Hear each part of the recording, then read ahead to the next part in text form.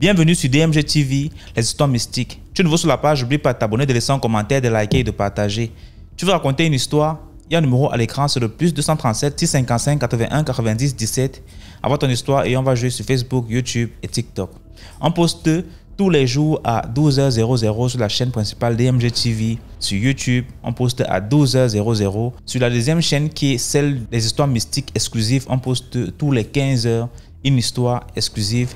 Et sur la troisième chaîne qui est celle du backup, juste pour pouvoir avoir une sécurité de nos vidéos, que si jamais on perd la première chaîne, deuxième chaîne, on sera au moins là pour récupérer. On a DMG TV backup qu'on poste tous les 13h30 les anciennes histoires. Et donc, abonnez-vous sur toutes les chaînes. DMG TV YouTube. On a DMG TV pour les directs, c'est sur TikTok à 20h00 les mercredis et vendredis. Voilà. Et on a aussi une chaîne Facebook qui est DMG TV. Suivez-nous aussi là-bas. Et donc, aujourd'hui, on va écouter plusieurs histoires. Je vous invite à liker, commenter, partager. Ce qu'on fait, c'est pour sensibiliser. Surtout, laissez un like pour donner la force au mouvement. Voilà. On va écouter la première histoire.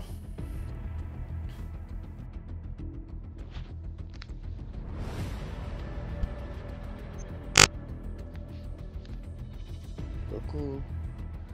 Bonjour DMG, bonjour la famille, bonjour à toute la team. Ce matin, je viens avec une autre histoire. L'histoire là concerne un monsieur qui se disait qu'il avait médicament de serpent. Il avait médicament de serpent et lui, quand on crie serpent, serpent, s'il est à côté là, c'est lui qui court pour aller tuer le serpent. Souvent même là, quand il y a un serpent quelque part, on découvre un serpent quelque part, c'est lui on va appeler. On l'appelle et il vient. Soit il attrape le serpent, soit il tue le serpent. Donc, un jour, même les pitons, il tuait les pitons. Souvent, mais il attrapait les pitons. Donc, un jour, on l'a appelé. Il y a un monsieur on l'a appelé que le gars dit qu'il y a un piton qui est dans son champ. Bon, heureusement, le champ n'était pas trop loin de là où on était. C'est-à-dire, il y avait un bas-fond juste à côté. Et derrière le bas-fond, c'est là que le gars avait sa plantation, son champ de riz. Donc, le gars dit qu'il y a un python qui est dans son champ de riz, qui le menace. Donc, le monsieur là, c'était un Burkinabé. Le monsieur Burkinabé là, ils sont venus l'appeler pour dire qu'il y a monsieur, il te dit qu'il y a un python dans son champ là-bas. Donc, il dit, ah bon, allons-y, je vais voir, allons-y, je vais voir. Et donc, il y a un vieux sénoufo là, qui était là, qui lui a dit, hey, faut pas partir. Qu'il faut pas partir, oh, il dit, le vieux, faut laisser, il n'y a rien, il peut faire, il faut laisser. Et ça, le vieux sénoufo là dit, hey, mon fils, j'ai dit, faut pas partir là-bas, faut pas partir. C'est pas dans tous les coins, on va t'appeler, puis tu vas courir pour partir, faut pas partir. Le monsieur Burkinabé s'est entêté. Le vieux Sénoufo l'a parlé jusqu'à il n'a pas écouté. Le monsieur Burkinabé s'est entêté. Il est parti. Arrivé, effectivement, il a trouvé le serpent. Hein. Mais on ne sait pas comment ça s'est passé. En tout cas, ceux qui étaient là-bas, ceux qui ont assisté, ils disent qu'ils ne savent pas comment ça s'est passé. Tout d'un coup, on voit le python au cou du monsieur et est en train de le serrer. On ne sait pas. Le python l'a attrapé au cou du gars là, le Burkinabé là. Le python a attrapé son cou, commençait à serrer, ça criait, on dit ça criait, oh secours, mais qui va s'approcher? Qui va s'approcher? Le python est menaçant, il est menaçant. Oh, celui qui nous a expliqué là, il dit tellement la scène était horrible, personne ne pouvait s'approcher parce que le python était menaçant. Serrer le cou du monsieur, serrer jusqu'à le gars est mort. Quand le Burkinabé est mort là, C'est là le serpent s'est défait sur son cou. Il s'est défait sur son cou. Il s'est défait. Puis il est rentré en brousse. Et c'est comme ça. Ce tueur de serpent a perdu la vie. Quelque chose, on ne sait pas s'il avait un médicament pour attraper serpent. Ouais. S'il avait un médicament pour tuer serpent, ouais. On ne sait pas. Mais seulement là où il attendait serpent, là, pendant que les autres fuient, lui, il court pour partir voir. Soit lui tue le serpent, ou bien en tout cas, le serpent ne sort pas vivant tant que lui, il est là. Et donc, c'est comme ça que ce monsieur-là est mort. Et donc, c'est là, les gens étaient en train de... Les commentaires après la mort du tueur de serpents. Donc, certains disaient que peut-être que ce serpent-là, ce n'était pas un vrai serpent, que c'était un génie. Comme son nom était trop sorti, les gens parlaient trop de lui, que il est fort, il a un médicament de serpent, il est fort, il tue serpent, il est fort. Donc, c'est pour cela, ce génie-là s'est fait un serpent, il est sorti de la brousse, il s'est présenté aux gens, parce qu'il savait qu'on allait appeler le gars, et le monsieur est sorti, et il allait vers le serpent. Et c'est là, ce serpent-là, il était venu uniquement pour lui. Il était venu pour le tuer. Et c'est ce qui s'est passé. Donc vraiment, la moralité de l'histoire, quand tu es en train de faire quelque chose, une personne âgée te dit, hey, il faut arrêter ça. Arrête.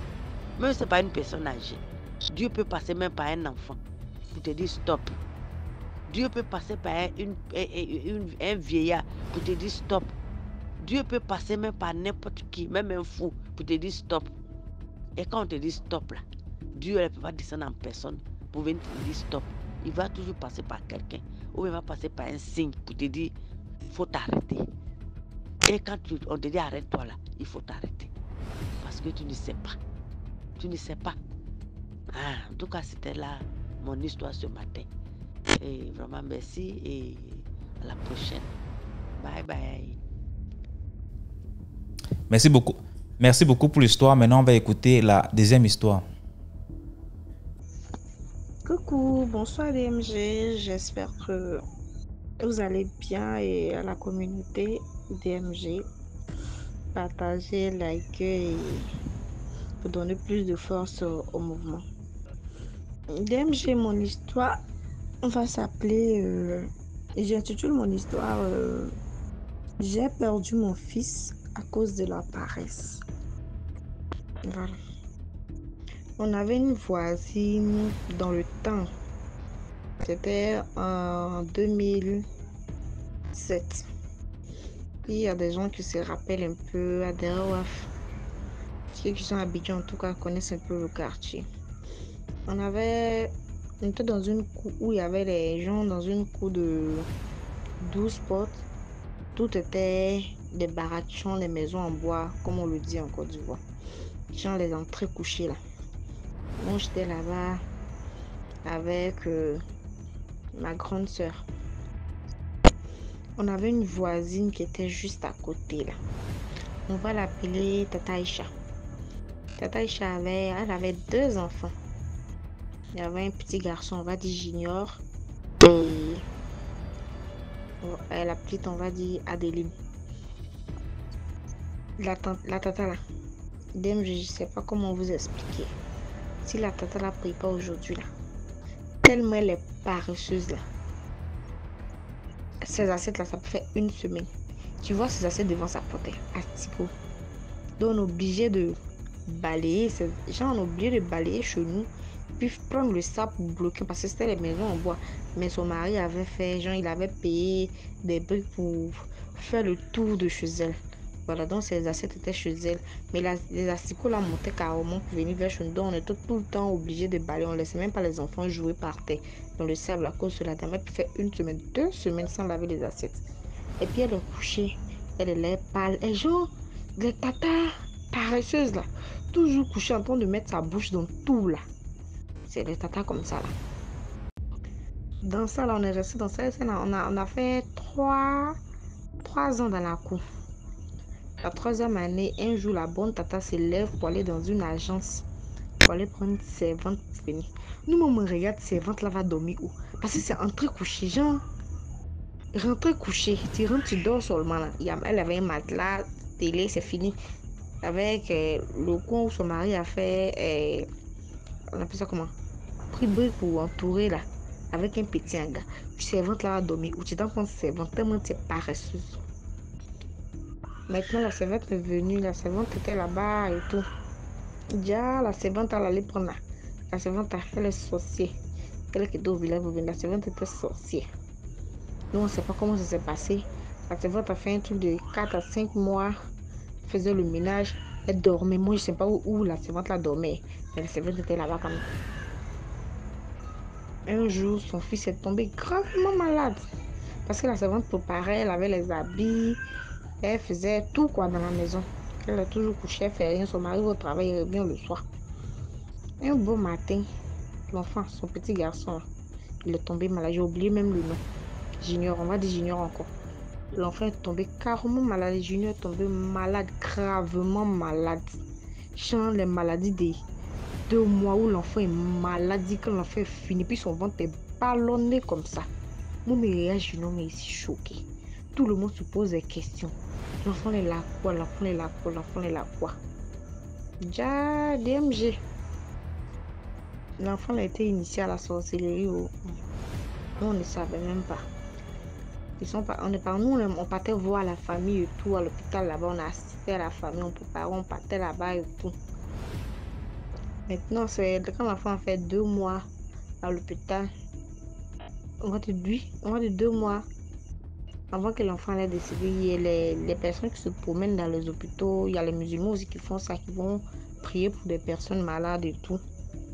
Donc, il y a des chrétiens qui sont arrivés là-bas. Ils ont commencé à prier. La dame était musulmane, hein, mais les chrétiens, elle acceptait à ce que les chrétiens la prient pour son enfant. Ils ont commencé à prier. Puis il y avait un pasteur avec eux là. Le pasteur a dit à l'enfant que qu'est-ce que tu as mangé? L'enfant n'arrivait pas à bien parler. En tout cas, c'est ce qu'ils sont venus nous relater à la maison. L'enfant maintenant dit que la servante qui est à la maison, elle a préparé, elle les a donné viande, ils ont mangé. Elle a donné viande, lui il a mangé. Mais sa petite sœur n'a pas mangé, elle allait jouer. Donc la nuit, elle venait les chercher pour aller dans le camp de la sorcellerie. Donc c'est dans le camp de la sorcellerie maintenant. L'enfant a bouffé maintenant. On lui demande maintenant de donner quelqu'un. Ils disent qu'ils ont désigné mais sa petite soeur. La petite soeur qui était avec eux là-bas. Là. La petite soeur là maintenant. Lui maintenant il a refusé. Comme il a refusé, il dit à sa maman maintenant que lui il a accepté de partir à la place de sa petite soeur. Il n'était pas d'un enfant de 6 ans. C'est comme ça l'enfant là il a commencé à vomir. Et puis avant de mourir, il a dit à sa maman, toutes les personnes qui sont dans la cour, qui sont dans la sorcellerie, il y avait un tonton marabout. Le tonton marabout, il vient vous expliquer son histoire. Toutes les personnes, il a expliqué là. Quand le petit est mort, le même jour, le petit est mort. Les personnes, en tout cas, le petit a dit les noms dans la cour là-bas. Ils sont même trouvé que la servante est partie. Nous, on a demandé où elle est partie. Parce que ce jour-là, moi, était à la maison. Elle dit non que elle s'en va à l'hôpital là-bas. C'est comme ça que la fille est partie. On ne l'a plus jamais revue. Mais l'enfant est mort. Avant qu'ils allaient venir dire que l'enfant était mort là, la servante nous a dit qu'elle s'en va à l'hôpital. Déjà, c'est comme ça qu'elle partait. La servante a quitté la maison. Elle est partie. Donc, l'enfant, c'est comme ça, Junior est mort. Junior est mort et tout. Et puis, la tante, elle a changé carrément. Elle s'est reconvertie. Bon, elle n'était plus elle a changé de religion carrément, elle est devenue chrétienne, elle s'est consacrée à le christianisme et tout. Donc c'était un peu l'histoire qui était là. Le tonton marabout là, il vient avec son histoire. Donc c'est comme ça, l'enfant est décédé. Donc mes tatas, pardonnez, arrêtons la paresse. Parce que là où la paresse a mené ma tata là, nous tous on a vu. Donc c'était un peu mon histoire qui était là. La moralité de l'histoire, je peux dire non que la tata là, bon, on va dire de ne plus être paresseuse, c'est tout parce que la paresse l'a mené à perdre son enfant. Donc, partagez, likez et je fais plein de bisous. Bye bye, DMG. Merci beaucoup pour l'histoire. Maintenant, on va écouter la troisième histoire. Bonsoir DMG, bonsoir à toute la grande famille DMG. J'espère que vous allez tous bien par la grâce de Dieu. Alors abonnez-vous, likez et partagez massivement. DMG, je ne sais pas si tu vas me permettre de souligner une petite parenthèse avant de raconter l'histoire. J'étais en train d'écouter une histoire mystique et il y a une dame qui était en train de souligner une parenthèse très importante. C'est dans DMG que j'ai écouté cette histoire-là. Et c'est dans DMG que j'ai écouté cette parenthèse-là. Dans sa parenthèse, elle disait que lorsqu'on écoute tes lives, il est mieux de se protéger. Parce qu'il y a des esprits voleurs de lumière qui s'y trouvent quelquefois. Voilà. Donc, elle donnait le conseil de se munir d'un jujube, soit d'un chapelet, ou alors même de prier avant de venir écouter tes lives. Et je pense qu'elle a amplement raison.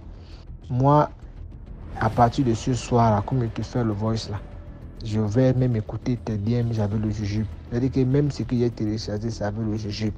Je ne m'amuse pas. Il y a une adage qui dit chez nous en Bassa que Mourakon Mongi ni un homme. Ça veut dire en français que c'est celui qui a peur qui dit sur la terre. Donc j'avoue que j'ai peur et je préfère prendre des précautions. Bref, c'était une parenthèse. Alors, DMG, l'histoire, c'est l'histoire de ma famille. Et dans cette histoire, c'est ma mère qui a failli être la victime. Je raconte. Mon papa avait acheté un terrain à Douala 3e pour qu'on puisse construire notre maison familiale. Et non loin de notre terrain vivait le monsieur qui nous avait vendu le terrain. Donc il avait fait sa petite maison en Carabout là. Et nous on avait une grande maison derrière. Bon, on parlait, bon, peut-être pas la même là, mais comme mon papa c'est quelqu'un qui parle plusieurs dialectes, du coup il parlait le dialecte du monsieur. Donc dans le quartier, on croyait qu'on était une famille. Vraiment, on s'est noué de liens très forts. Moi, ce qui m'intriguait toujours, c'est que le papa là, c'était un lépreux. Voilà, c'était un lépreux. Mais il était doté d'une lèpre assez sévère. Je ne m'en moque pas, vraiment, je ne m'en moque pas. Je raconte juste l'histoire. J'étais gamin à cette époque-là, j'étais naïf, je ne comprenais pas trop toutes ces choses-là. J'étais juste à la quête de savoir un peu plus sur la maladie. Alors, ça m'intriguait tellement de voir quelqu'un avec des doigts amputés, des pieds, que le jour qu'il fait le pansement, il a les os presque dehors. Vraiment, je savais qu'il y a des lépreux qui existent, mais ce genre de lèpre sévère, je n'avais jamais vu. Alors, il y a un grand frère dans le quartier, dont je vais taire le nom, qui connaissait très bien l'histoire du monsieur. Il raconte que le monsieur là, quand il est arrivé dans ce quartier, il était enseignant. Et il faut dire que c'était un très bel homme. Même dans sa maladie, il était très beau. Hein? Il s'habillait bien. Vraiment, même dans sa maladie, il ne se laissait pas faire. Alors, il dit que dans sa beauté, lui, il draguait toutes les mamans du quartier. Il draguait les femmes au quartier, mal seulement même. Il suivait les femmes des gens au champ. Il les faisait l'amour, même by force. Il violait même des femmes. Mais comme lui, c'était quelqu'un d'assez instruit, d'assez éloquent pour l'époque là, beaucoup de femmes le faisaient de façon volontaire. Très peu refusaient. Et apparemment, un jour, il a couché avec la femme d'un sorcier. Le sorcier a su. Et c'est le sorcier qui l'avait lancé la lèpre là. DMG, on l'avait lancé une lèpre sévère. Et là, il vivait avec sa femme dans le quartier. Et sa femme était dans un clan de sorcellerie. Tu vois un peu. Avant de marier sa femme l'avait déjà fait des enfants au mariage. Elle avait déjà des enfants au mariage. Alors, quand ils se sont rencontrés, ils ont eu encore un enfant, un dernier enfant. Voilà. C'était l'unique enfant du papa là. La maman là, nous ne sachant pas qu'elle était une sorcière, était dans un clan de sorcellerie, DMG. La maman là, elle pouvait tomber malade, DMG. Je dis que la mère elle va mourir demain. On ne souhaitait pas sa mort. Mais l'état dans lequel la maman là se trouvait, mon frère, tu dis que la mère ne peut pas vivre. La mère là va être malade. Elle ne part pas à l'hôpital. On dit même que maman, on t'amène à l'hôpital. Elle dit qu'elle ne part pas à l'hôpital, qu'on la laisse là, que si elle va mourir là. 3 jours après, la maman là va se relever avec une force pas possible. Elle va commencer à sacler sa cour. Elle part chercher le bois, elle puise de l'eau parce que son fils là, son dernier fils là, elle le chériait, le gars le foutait, elle faisait tout pour lui. Notre génération humaine, il ne faisait rien. Jusqu'aujourd'hui, il ne fait rien. On faisait tout pour lui. En temps, la maman là, c'est comme ça qu'elle faisait tout le temps. Elle tombe malade. Oh, elle se réveille. Elle tombe malade, elle se réveille. Elle tombe malade, elle se réveille. Elle tombe malade, elle se réveille. Et tous ces enfants qu'elle a eu au mariage, elle les a tous gâtés dans la sorcellerie. Ce sont donc des grands bandits. C'est des bandits que... Non, quand tu entends les crimes, vraiment, c'est des crimes ignobles. Alors, son avant-dernier fils, la maman là, son avant-dernier fils avait une femme. Apparemment, il est parti tuer, ils sont partis agresser un jour, ils ont tué quelqu'un, on les a attrapés, on les a mis en prison, à la prison centrale de Konsamba, je crois bien. Et la femme de son fils là est venue vivre avec eux, là, à la maison, avec leur petite fille. La fille est venue DMG, la fille se portait bien, c'était une baminda. La fille se portait bien. Après, elle a commencé à se plaindre des douleurs. Comme mon papa aussi parlait l'anglais, à l'époque, on ne parlait pas l'anglais. Comme mon papa parlait l'anglais, lui, c'est quelqu'un qui noue facilement le contact avec les gens. Du coup, il s'est noué de contact avec la jeune fille. Elle ne faisait que qu'elle a mal au ventre, elle a mal au ventre, elle a mal au ventre, elle a mal au ventre. Au bout d'un certain temps, son nombril était devenu costaud comme une mini boule de pastèque. Mais son ventre était costaud. Donc, le nombril, pas le ventre, le nombril était costaud. Ça avait gonflé comme il n'est pas permis. On l'amène à l'hôpital, rien. Elle est sous traitement, rien. On l'amène à l'hôpital, rien. Elle est sous traitement, rien. DMG. C'est comme ça que la fille a compris qu'elle ne va pas mourir pour le mariage. Elle a demandé un peu d'argent à mon papa l'a remise. Elle est rentrée jouer à Bamenda. Et là-bas à Bamenda, on lui dit que c'est la maman là qui avait transféré les maladies qu'elle a souvent sur elle, ces maladies de la sorcellerie là.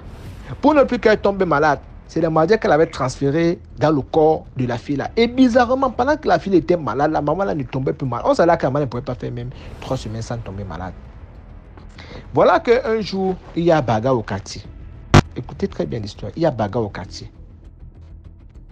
Des jeunes sont en train de bagarrer. Le papa lépreux là, qui a la lèpre. Le gars, il avait de la difficulté à marcher. Mais le jour là, lui, il signe gagnant qu'il va se aller regarder la bagarre. Oh, pourtant, comme lui aussi était dans la sorcellerie avec sa femme, une bagarre comme ça là, ils vont profiter, ils vont hanter quelqu'un. Tu vas entendre que l'autre a prendre l'autre. Il fallait à tout prix que le sang se verse. Et c'était devenu une routine dans le quartier. Une simple bagarre comme ça là occasionnait toujours du sang qui va se verser. Je dis que les meilleurs amis bagarraient. Même moi-même, j'ai bagarré avec mon meilleur ami. On s'est sorti les machettes. Et on s'est sorti les machettes que s'il n'y avait pas les gens le jour là, on se découpait. Pourtant, on était des meilleurs amis. On ne sait même pas. Jusqu'aujourd'hui, quand le monde se porte, on dit que le jour là, mais qu'est-ce que nous avait pris? C'est là qu'on comprend que dans le quartier là, dès qu'il y a un petit point comme ça, les sorciers profitent pour nous hanter, pour qu'on se machette. C'est comme ça que le papa n'a pas regardé la bagarre. Il bagarre avec ses béquilles, il arrive au la bagarre. Mais là, celui qu'on avait tapé avait un véhicule. Dans la colère du fait qu'on l'ait humilié, il entre dans son véhicule. Il veut cogner celui avec qui il bagarre. Les gens courent. On saute à gauche, on saute à droite. Voilà, mais le papa, là, lui, il ne peut pas courir. Et il est où il y a la bagarre.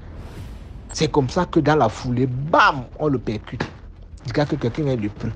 Les pieds ont les blessures. Oh, la voiture le cogne encore. Wonderful. On l'appelle sur moi. Je dis, oh, la voiture vient de cogner, papa. Je prends un nom par un point, papa Tala. La voiture vient de cogner, papa Tala. Tout le quartier court. Papa Tala est en sang. On est tous à bon moment qu'il y a. Comme papa Tala parle, il va mourir. Papa Tala part à l'hôpital. Papa Tala ne meurt pas, par la grâce de Dieu. Papa Tala fait peut-être que 2 ou 3 semaines à l'hôpital. Mais sauf que les blessures qui lui ont été infligées ce jour ne guériront plus jusqu'à sa mort. Papa Tala rentre à la maison. En temps, quand la fille est partie là-bas à Bamenda, elle a fait ce qu'on appelle retour à l'envoyeur. Tu comprends, non, des musiques? Elle a fait retour à l'envoyeur. La maman est tombée malade. Donc, le papa est malade, la maman est malade. Fin de fin, même les filles même est parti en aventure, bien qu'il soit revenu après. il est parti en aventure. Donc papa est malade, maman est malade. Les deux sont malades dans la maison. C'est comme ça que ma maman, un jour, elle est à la terrasse en train de sécher des habits. La maman là se lève là-bas avec la force. Elle a une calebasse. Elle vient dire à ma mère que prends. Ma fille, prends. Maman dit que je prends quoi? Tu me donnes quoi comme ça là? Et non, prends d'abord. Prends, je vais te raconter après. Maman dit qu'elle ne peut pas prendre. Tu me donnes quoi comme ça là? Elle dit que prends d'abord. C'est comme ça que ma mère refuse. Elle retourne chez elle en bavardant. Que le papa là nous avait vendu le terrain. Pourquoi? Que ma mère ne l'a jamais pris comme une maman. Ma mère ne l'aime pas. Ma mère ne la respecte pas. Commence à faire des problèmes, DMG. Comme la maman était entrée le jour là, c'est le corps qui était sorti de la maison là. Elle ne s'est plus relevée. C'était la mort comme ça. C'est là que ma mère a compris que, donc, la maman là, la calebasse qu'elle venait lui donner là, si elle touchait même seulement ça, elle faisait l'échange d'aura. Elle prenait l'aura de la santé de ma mère et donnait à ma mère son aura de la maladie. Et ça veut dire qu'elle voulait échanger ma mère contre le retour à l'envoyé qu'on l'avait fait là-bas. Ça, ce sont des trucs qui se sont dit après que mon père est... Parce que lui aussi, mon père, c'est quelqu'un qui connaît un peu la tradition. Quand mon père allait faire des recherches, parce qu'après ça, ma mère est tombée gravement malade DMG. Bien qu'elle n'ait pas touché la calebasse là, après le décès de la maman là, ma mère est tombée gravement malade DMG. Ma mère a failli passer. Ma mère s'est levée comme ça un matin, l'AVC. Ma mère s'est levée un matin comme ça là, les dents ne tenaient plus sur les gencives, les dents tombaient sur elle. Un autre matin comme ça, elle se lève comme ça là, l'estomac fait mal. On arrive, on trouve que les extinctions sont perforées DMG, tout ça là, on ne comprenait pas de là où ça sortait. On part à l'hôpital. Par la grâce de Dieu, ma mère a pu trouver la guérison. C'est-à-dire que la bouche de ma mère était penchée, DMG. Dans ses prières, elle ne laissait pas la voix de l'hôpital, mais elle intensifiait ses prières. Dans ses prières, c'est-à-dire que quitte à ce que le visage de ma mère s'est redressé sans les séances de thérapie là. Sans les séances de thérapie, le visage de ma mère s'est redressé, je vous jure.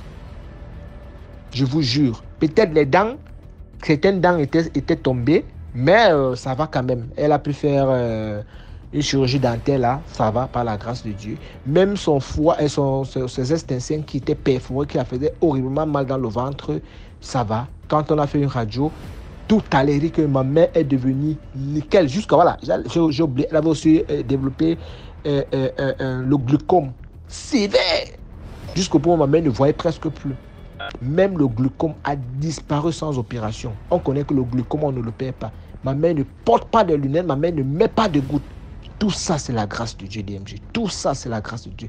Maintenant, quand mon père, lui, il allait regarder là-bas, parce que pour lui, ce n'était pas normal qu'une avalanche de maladies s'abatte sur ma mère comme ça, là. C'est de là-bas qu'on l'a fait comprendre que, en fait, on voulait changer ma mère contre en fait, la femme, là, voulait échanger ma mère. Dans cette étude de sociologie, dans cette étude de retour à l'envoyé qu'on avait fait depuis Bamenda. Et comme ma mère a refusé, elle ne pouvait pas quand même sortir indemne parce que c'était des pouvoirs fortement mystiques. Mais par la grâce de Dieu, les deux sont décédés, les deux couples là, ils sont décédés aujourd'hui. Voilà, leur maison est là, leur fils est rentré là.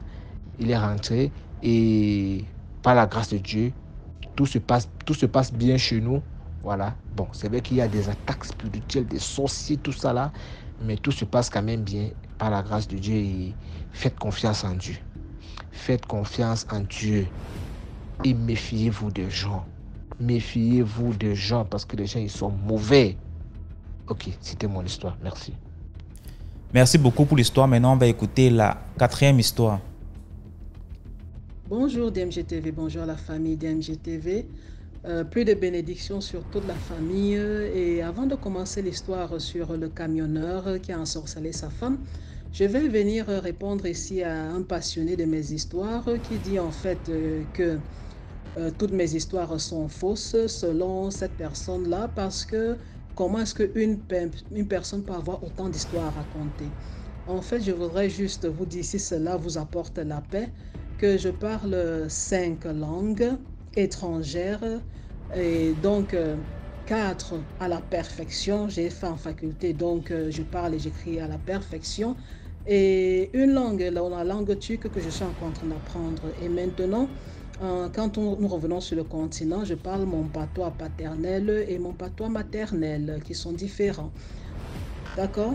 Donc vous vous rendez compte que vraiment j'entends les langues, j'entends les histoires dans les podcasts, les documentaires, les émissions exotériques et tout ça. Donc j'espère que ça va vous apporter la paix que vous cherchez. En tout cas, c'est un plaisir. Dans la famille, je viens raconter ici l'histoire d'un camionneur qui a ensorcelé sa femme. Alors, qu'est-ce qui se passe? En fait, mariés depuis plus de 12 ans, ils ont 2 enfants, 2 petits-enfants. Le mari camionneur voyage beaucoup. Vous connaissez la vie de camionneur. Alors, un jour, la femme, pendant qu'elle faisait le nettoyage dans la maison, elle décide de faire un rangement profond dans sa chambre. Elle envoie le balai sous le lit et en essayant de bien balayer, décrocher les toiles d'araignée et tous les trucs, elle entend quelque chose tomber. Donc, elle savait que c'était quelque chose en verre. Elle pousse le balai, bagarre pour sortir la chose. Quand ça sort finalement, elle se rend compte que c'est un petit flacon en fait. C'est un petit flacon, mais au lieu d'être fermé par un capuchon, ça a plutôt des herbes qui bouchent l'entrée du capuchon, de la bouteille et un tissu rouge attaché. Elle a peur, elle prend son eau bénie, elle verse sur la bouteille, elle prie, elle fait fervente chrétienne. Elle prend aussi un plastique dans lequel elle emballe la bouteille. Elle appelle son pasteur qui lui donne rendez-vous. Maintenant, arrivée à l'église, elle montre la bouteille et elle parle de ce qui s'est passé chez elle. Le pasteur lui confie alors qu'ils doivent s'engager dans 2 jours de jeûne et prière et l'Éternel va leur montrer ce qui se passe en fait. Et il lui demande si elle a parlé à son mari. Elle dit que non, elle avait dit qu'elle n'avait pas voulu appeler son mari directement. Elle voulait d'abord que le pasteur, parce que ça l'étonnait beaucoup. Ils étaient de fervents chrétiens, ils s'étaient mariés, c'était le pasteur qui les avait unis. Donc, le monsieur dit, ok, il n'y a pas de problème, on va prier, on jeûne et le Seigneur nous dira ce qui s'est passé.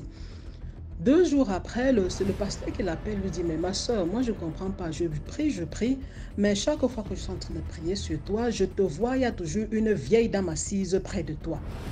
La femme dit, mais pasteur, moi-même justement, depuis un certain temps, depuis que je prie là, je fais les rêves, j'entends souvent, quand je prie, dans mon rêve, j'entends un bruit à la cuisine. Et dans le rêve, je me lève, je cours vers la cuisine, je ne vois personne. Puis j'entends le bruit au salon. Je reviens vers le salon, je ne vois personne. Puis j'entends le bruit dans une autre pièce. Je ne comprends pas. C'est comme si je vis avec quelqu'un que je ne vois pas. Le pasteur dit, ma soeur, il n'y a pas de problème, calme-toi, on va prier. Quelques jours après encore, il appelle, demande, ton mari est déjà revenu. Elle dit que non, il revient dans 2 jours. Il n'y a pas de problème. Donc, ils sont en train de faire les prières. Quand le mari arrive, le pasteur l'invite bien sûr à l'église. Quand ils arrivent à l'église, ils sont dans l'intimité du bureau du pasteur. Le pasteur lui demande alors, ok mon frère, est-ce qu'il y a quelque chose? Parce que tu es montré là, je ne te sens pas, il y a quelque chose qui ne va pas. Tu as un problème, il y a un souci, il y a quelque chose. Le gars, bien sûr, non, il n'y a rien. C'est comment? Il n'y a rien, pas de problème. Qu'est-ce qui s'est passé? Le pasteur alors pose le flacon sur la table et à la réaction du monsieur, ils comprennent tous que le garçon est coupable. Il y a quelque chose qui s'est passé. Il sait ce que le flacon là contient. Et il lui demande alors, mon frère, pardon, nous sommes ici en intimité, nous sommes seulement Dieu, moi, toi et ta femme. Dis-nous, ça c'est quoi ça? Qu'est-ce qui se passe? Peut-être que quelque chose s'est passé, tu as été obligé de faire ceci et dis-nous, confie-toi et on va trouver la solution avec Dieu.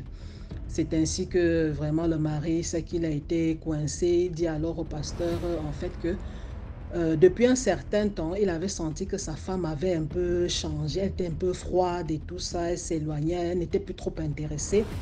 Il lui a acheté des sous-vêtements sexy, les trucs, mais elle n'a jamais porté ça pour lui. Elle ne sait pas si elle porte ça pour quelqu'un d'autre.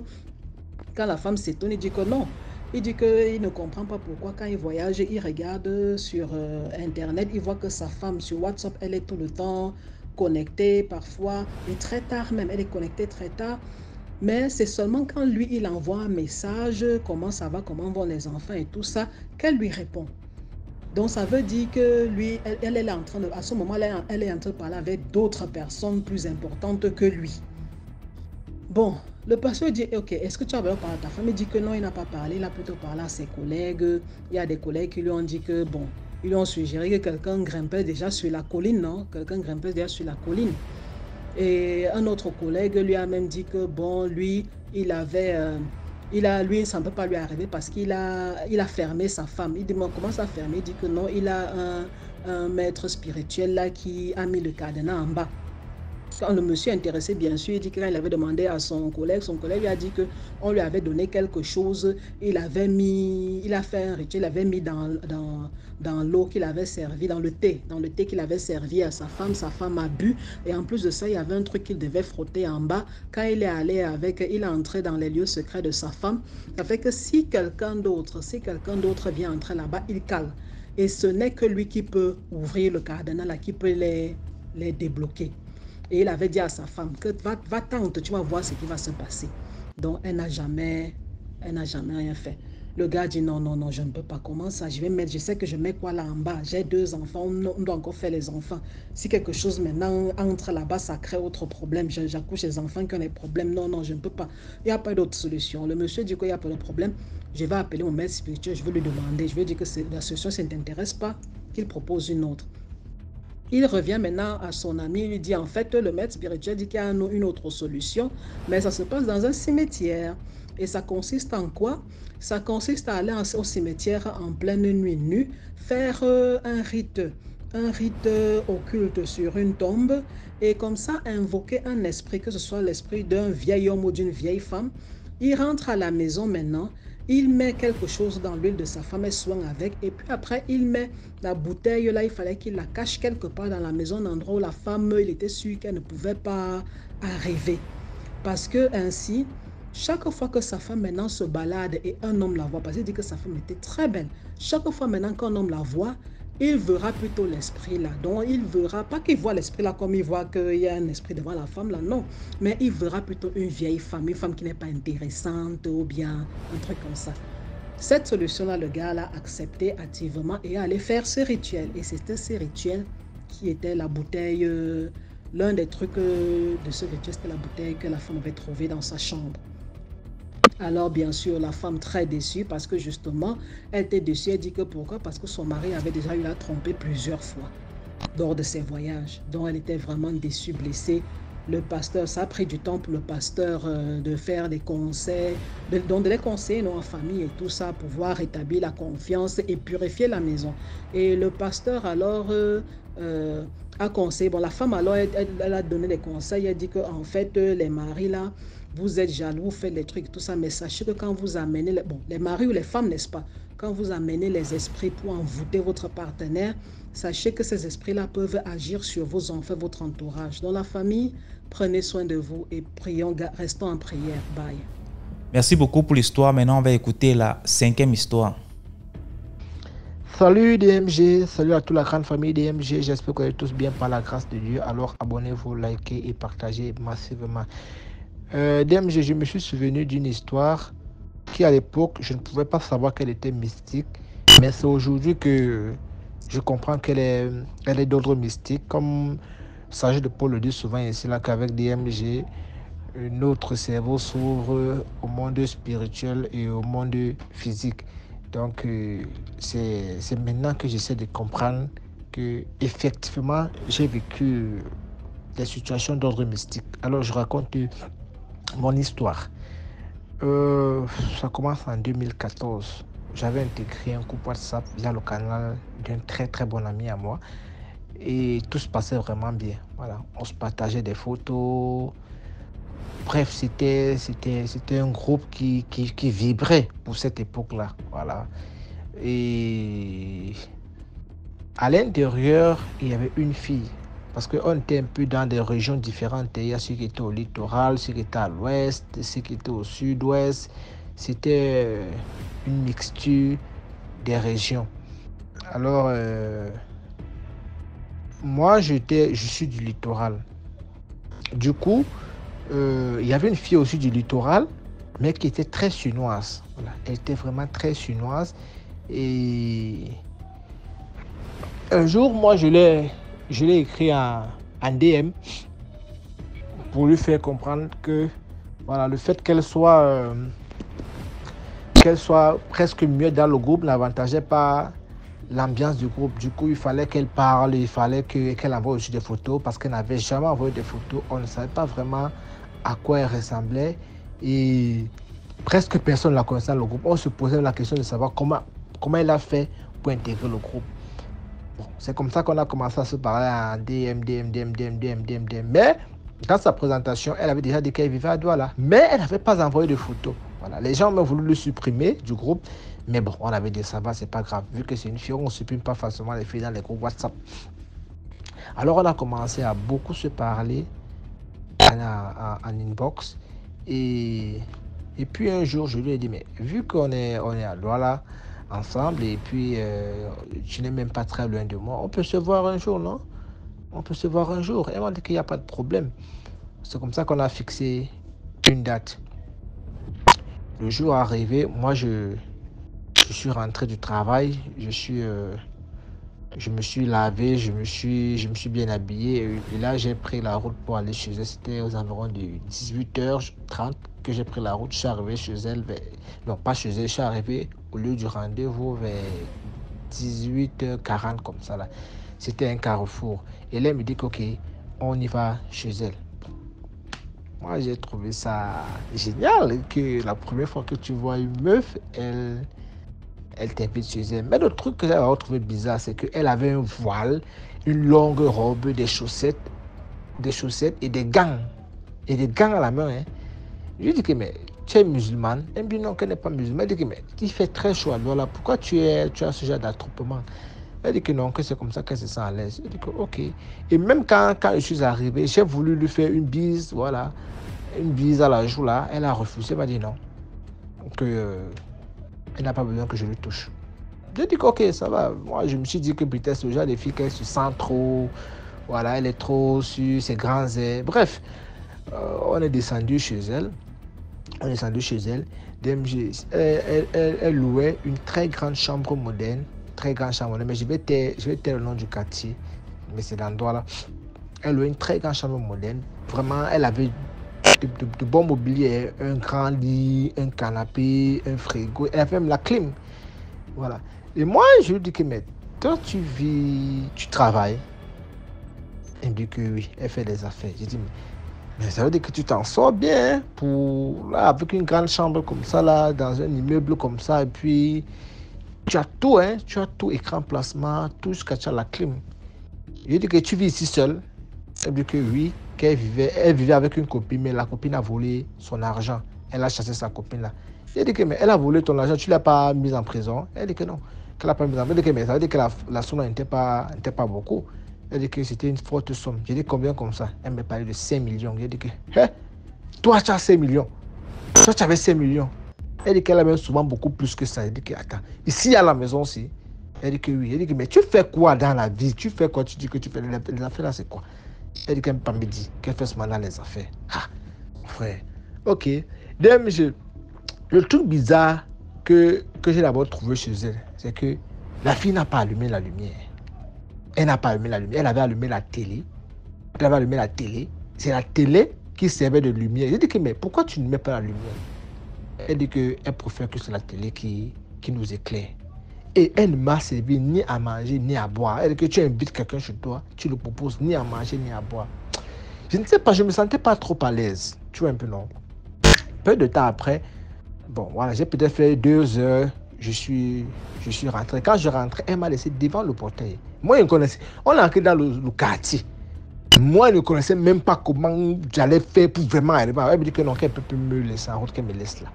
Car j'ai dû me débrouiller comme ça, pour arriver à la route principale. J'ai dû me débrouiller. Il m'a dit que dans un sous-quartier. Bon, quand il parle, je ne sais pas qu'on genre de sous-quartier, salle désenclavée là, non. Mais c'est quand même le sous-quartier parce qu'on entre dans le quartier. Donc, quand tu es en train de causer avec quelqu'un, tu ne peux pas bien lire les plaques en route. Tu es un peu. Tu es rassuré que bon, la personne va te raccompagner sans savoir que la personne allait me laisser là-bas. Moi, pour sortir maintenant, mon frère, c'était des problèmes. Bon, par la grâce de Dieu, quand même, je suis arrivé en route, je suis rentré chez moi. Tellement elle était désagréable que j'ai même plus continué à causer avec elle. Bon, les années sont passées, après, le groupe s'est dissous et puis moi, j'ai presque jamais changé de numéro. Voilà, mais elle avait changé de numéro, elle était plus sur WhatsApp un temps là, peut-être 2 ou 3 ans comme ça. Et puis après, un jour, elle est revenue sur WhatsApp. Et quand elle est revenue sur WhatsApp, je n'étais plus dans le quartier qui était proche de son quartier. Elle avait déjà déménagé pour un autre quartier. Et c'est comme ça que, voilà, elle me réécrit avec un numéro inconnu. Ah, tu te rappelles? Elle dit, ah oui, c'est comment? On commence à papoter tout ça là.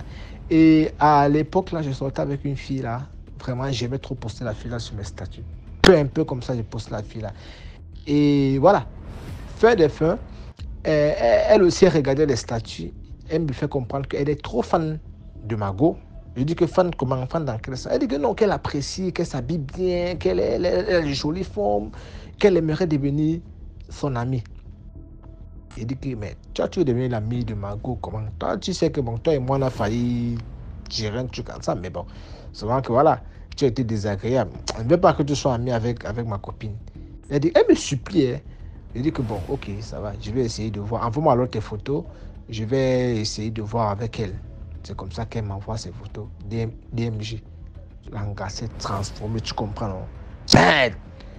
Elle est devenue claire de peau, la poitrine, les seins, dougout. Merde, je reste comme ça, je dis que wow, non. Tu ne peux pas regarder ma copine avec Margot, comment? Mais en 3 ans seulement, tu es devenu bien comme ça, les seins sont sortis, les fesses sont sorties. Tu as mangé quoi comme ça, non? Elle dit qu'il y a tout ça. J'ai dit que mais tu es devenu bien. La convoitise s'est installée en moi. Je me suis dit que l'encasse là, je dois gérer ça. Tu vois un peu, non? Je me suis dit que l'encasse, je dois gérer ça. C'est comme ça que, voilà, on a commencé. Ça fait que moi, je l'ai maintenant bloqué sur mes statuts. Je ne voulais plus qu'elle voie les statuts avec ma copine. Je l'ai bloqué sur mes statuts. Et j'ai commencé à beaucoup l'écrire. Après un jour, elle me dit que mais pourquoi je ne vois plus des trucs avec les statuts de ta femme, les photos de ta femme sur ton statut. Je dis que non, je ne mets plus moi les statuts. Je passe une période difficile, je suis dans une dépression pas positive. Après que je ne mets plus les statuts. Elle dit que Jean-Marc, tu ne mets plus les statuts. Je dis que non. Elle dit qu'est-ce qui s'est passé? Elle dit que non, ma copine et moi s'est séparés. Elle dit que ouais, la belle fille et toi, oh ceci, ouais, oh là là. Ouais, il faut que je trouve un jour, je passe te réconforter, tout ça. Elle dit que ah, ça va beaucoup me faire plaisir si tu passes. Entre-temps, parfois ma copine venait faire les 3 jours, 4 jours, elle repartait en famille, tout ça. Donc, il y avait arrangé cette période-là qu'elle doit rentrer en famille. Tu vois un peu, non? Parce que si elle allait venir à la maison, je pense que c'était un vendredi, si je ne me trompe pas. Elle m'a dit qu'elle était en ville, voilà, et qu'à son retour, elle allait s'arrêter chez moi. J'ai dit qu'il n'y a pas de problème. Moi, je suis vite rentré le jour-là. Je me suis lavé. Bon, j'avais leur fait à manger, je me suis lavé, je me suis mis bien. Parce que je savais que la fille, elle est devenue une pomme. Donc, il faut que je sois bien. Tu vois un peu, non? La fille arrive aux environs de 19h. Je lui dis que bon, allons à table. Elle arrive chez moi à 19h. On est parti à table, on a mangé tout ça là. Et elle me dit, qu'est-ce que tu sais qu'elle ne va pas rentrer? Je dis que comment ça? Elle dit qu'elle ne va pas rentrer. Je vais passer la nuit chez toi. J'ai fait comme si je n'étais pas content. Mais dans mon cœur, j'étais content. Très content. Alors, voilà, elle, dans son sac, elle a tout apprêté. Il y avait tout pour se laver et sa petite robe de nuit, là, tout ça là. Alors, elle s'est lavée, voilà. C'était l'heure de dodo. Moi, je vais sauter les étapes. On est arrivé sur le lit DMG. En temps, moi, je sais que je vais gérer la fille la nuit. Tu vois un peu. Elle me dit encore que éteins la lumière. Quand on est dans la chambre, un peu comme la même chose que m'avait fait là-bas, je disais éteins la lumière. Tu peux encore allumer la télé. J'éteins la lumière, j'allume la télé. Moi, je vais gérer le truc dont je commence à caresser la fille. Le corps de la fille a les dos d'âne. Tu comprends, non? Le corps de la fille a les dos d'âne. J'ai dit que mais pourquoi ton corps est comme ça? Elle dit que non, ce sont des végétures qui l'ont gâté le corps. Elle dit que mais ton visage est clair, tes bras sont clairs, mais ton corps est bizarre. Hein? Je dis que mais allume un peu la lumière, je veux bien voir ça. Elle dit que non, tu n'allumes pas. Je vais me forcer, elle dit que n'allume pas la lumière, s'il te plaît. Donc avec un ton autoritaire, j'ai compris que hey, non, c'est pas bon, j'ai laissé. Attends, moi je vais tout gérer, je commence quand même. Gars, je suis déjà chaud, il faut que je gère l'anga. Je suis en train de faire. En étant, j'oublie même qu'il faille que je me... T'es pro, tu comprends parce que ça veut dire. Je veux une tas comme ça à chaud. Elle m'arrête le visage, elle me rappelle encore bien, elle m'a arrêté le visage comme ça là. Elle m'a dit que si tu me pénètres, tu vas gaspiller ta vie. J'ai pas bien compris. Moi, je veux tout gérer, je suis tout là, j'ai tout le corps. Elle m'a dit que, oh, regarde-moi, yeux dans les yeux. Regarde-moi. Si tu me pénètres, tu vas gaspiller ta vie. Elle me dit, ça m'a refroidi. Ça m'a refroidi comme il n'est pas permis. J'ai dit, ok, j'ai compris. On va dormir. Et elle m'a dit que arrange-toi à ce que 5h30 ne me trouve pas chez toi. Mouf! Papa, quand elle m'a dit ça, j'ai commencé à régler le réveil à 4h, 4h1, 4h2, 4h3, 4h4. J'ai réglé le réveil, était long comme ça là. Donc, j'ai même dormi la nuit là, papa. Une fille qui arrange-toi à ce que 5h ne me trouve pas chez toi. Déjà que l'Angleterre avait trop de choses mystérieuses qu'elle faisait. Trop de choses mystérieuses. DMG, quand 4h a sonné, 4h30, je l'ai réveillé. Je l'ai réveillé. Il a dit que maman, tu as dit que 5h après le trouver ici là. Elle m'a dit que tu as bien fait.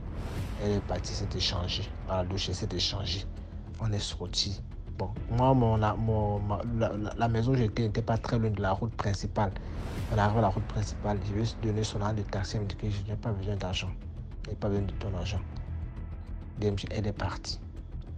Et c'est aujourd'hui que je comprends que soit c'est le serpent que la fille avait dans ses faisceaux, soit son corps là, soit c'est un animal qui vit en elle. Moi je ne sais pas, parce que vrai, son corps là c'était pas comme le corps. Un homme normal ne peut pas avoir les dos d'âne comme ça partout sur le corps. Ou c'était le serpent, ou c'était quoi. Et là quand elle m'a dit que arrange-toi à ce que 5h ne me trouve pas chez toi. Mais mon frère, c'est de quelles conditions ça?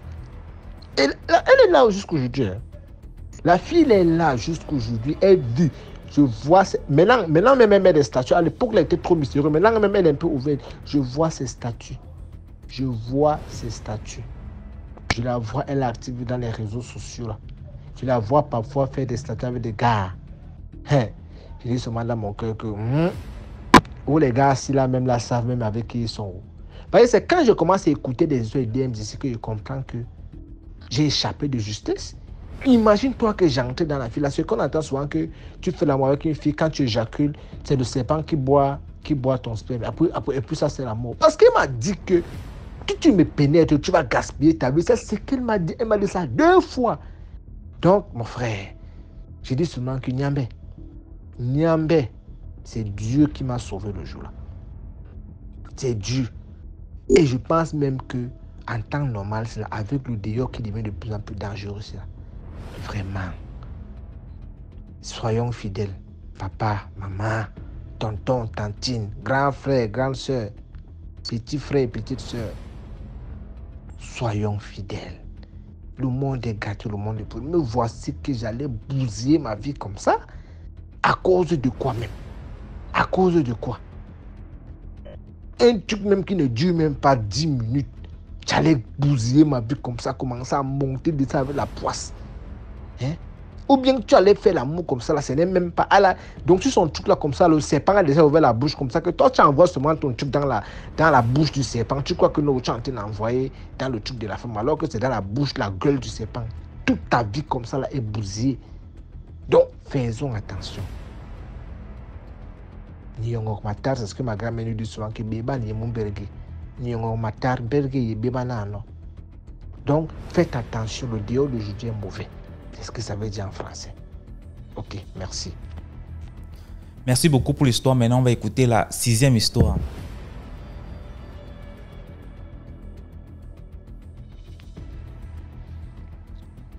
Coucou. Bonjour DMG. Bonjour la famille DMG. Bonjour l'équipe DMG. Ce matin, j'ai encore une autre histoire. Vous savez les amis, chez nous, en Côte d'Ivoire ici, il y a un proverbe. On dit l'étranger a gros yeux mais il ne voit pas clair. Ça veut dire quoi? Quand tu es un étranger, tu vas quelque part, on te dit, ah, voici les règles, ou bien voici les lois de cet endroit-là. Ou bien tu vas dans un village, on dit, ah, voici les lois, ou bien le comportement à tenir dans ce village-là. Et toi, tu dis non, que toi, tu fais comme toi, tu as l'habitude de le faire, là, tu as fait comme ça. C'est l'histoire d'un monsieur, il allait dans un village. En fait, l'histoire que je vais raconter, c'est deux histoires en un, en fait. Voilà, deux histoires en un. L'histoire commence par un monsieur, il allait dans un village. Arrivé là-bas, et son... comment on appelle? Celui qui le logeait, voilà, celui qui le logeait, lui a dit que, ah, ici, là, on n'urine pas n'importe où. C'est-à-dire, on ne pisse pas n'importe où. Voilà. C'est-à-dire que tu es en train de passer, tu vois les buissons, ou bien les herbes, tu t'arrêtes là, tu pisses, ou bien, soit tu as vu un lieu, on jette les ordures, tu t'arrêtes, tu pisses. Non, on ne fait pas ça. Si tu veux pisser, demande-moi, je vais te montrer la douche, ou bien soit, tu es en train de marcher, que tu as envie d'uriner, tu vois une case, tu vas vers la personne qui est dans la case là, ou bien que tu vois une maison, tu vas vers ceux qui sont dans cette maison, tu dis, ah vraiment, excusez-moi, je voulais me soulager, et ils vont te montrer un endroit, tu vas aller t'arrêter pour faire ton besoin. Mais on ne pisse pas n'importe où, on ne pisse pas dans la rue n'importe comment. Le gars n'a pas compris. Il est allé. Un jour, s'arrêter quelque part là, derrière une maison là, on commençait à uriner. Il a uriné. L'urine ne coupe pas. Il a uriné jusqu'à ça coupe pas. Il a commencé à crier. Eh, au secours, venez depuis je pisse, mon pipi finit pas. Et ça, on lui a dit, mais on t'a bien dit qu'ici là, on pisse pas n'importe où. C'est-à-dire, tu voulais tenter les gens. Hein? Tu voulais tenter pour voir si effectivement ce qu'on a dit là, c'est vrai. Donc la deuxième histoire, c'est le fils de mon voisin qui a vécu ça. Il dit qu'il est parti dans le village de son papa. Et quand il s'assoit, il y avait un banc. Quand il s'assoit, c'est-à-dire il met un pied de l'autre côté, un pied à gauche, un pied à droite, et le banc reste au milieu, et lui, il se bascule par derrière, et puis il met ses deux mains par derrière comme ça, et puis vous voyez ça, il prend appui sur ses deux mains par derrière. Il dit chaque fois sa grand-mère lui disait ça, que ta manière de t'asseoir là, c'est pas bon, faut pas t'asseoir comme ça. Bon, lui il était jeune, il est parti en vacances, à ce moment il était élève. Il dit, il n'a même pas considéré ce que sa grand-mère lui disait. Il dit chaque fois, il ne sait pas pourquoi, lui-même il ne sait pas pourquoi il s'asseyait comme ça. Il dit chaque fois qu'il va chez sa grand-mère, il s'assoit sur le banc là, hein? Il met un pied ici, il met un pied de l'autre côté, le banc reste au milieu entre ses jambes et il se bascule par derrière, hein, sur il met ses deux mains par derrière comme ça et puis il s'assoit, hein, comme ça. Et donc il dit un jour, il est allé encore, il s'est assis comme ça. Maintenant quand il s'est assis comme ça, au moins il voulait se lever, ses deux mains qu'il a envoyées par derrière là, ces deux mains là ne pouvaient plus revenir par devant. Il avait l'impression d'être menotté, comme si on l'avait ligoté par derrière. Il a commencé à se débattre. Ses bras ne viennent pas par devant. Il a commencé à se ligoter. Il a commencé à se débattre. Il a commencé à se débattre. Il a commencé à crier. Il dit, grand-mère, mes bras sont... On dirait qu'on a attaché, mais on dirait que quelqu'un me tient les bras par derrière. On dirait qu'on m'a ligoté par derrière. Mes bras ne peuvent pas venir par devant. Et ça, sa grand-mère lui dit, mais je t'ai toujours dit qu'il ne faut pas avoir l'habitude de t'asseoir comme ça. Il ne faut pas t'asseoir comme ça, il te dit ça toujours. Et c'est là, il dit, sa grand-mère a commencé à crier. Elle a commencé à crier, au secours, pardonnez, pardonnez à mon petit-fils, pardonnez, il ne savait pas. Il dit, sa grand-mère passait maintenant, elle s'est arrêtée au milieu de la cour. Elle a commencé à crier à haute voix, pardonnez à mon petit-fils, pardonnez, il ne savait pas, c'est un étranger, il ne sait pas qu'on ne s'assoit pas comme ça, pardonnez, pardonnez, laissez-le, je vous en prie, pardonnez. Il dit, sa grand-mère a commencé à crier jusqu'à ça. Après maintenant, que c'est comme si les cordes qu'on avait attachées ses bras avec, c'était défait. Et ses bras, il a pu ramener ses bras par devant. Il dit avant que ça va se faire, il transpirait même. Il transpirait comme ça. Et lui-même n'a rien compris. Il dit depuis ce jour-là, quand il va chez sa grand-mère là-bas, c'est tabouret, il prend pour s'asseoir. Il ne prend plus le banc là-dedans. C'est un tabouret, il prend pour s'asseoir dessus. Il s'assoit plus sur le banc.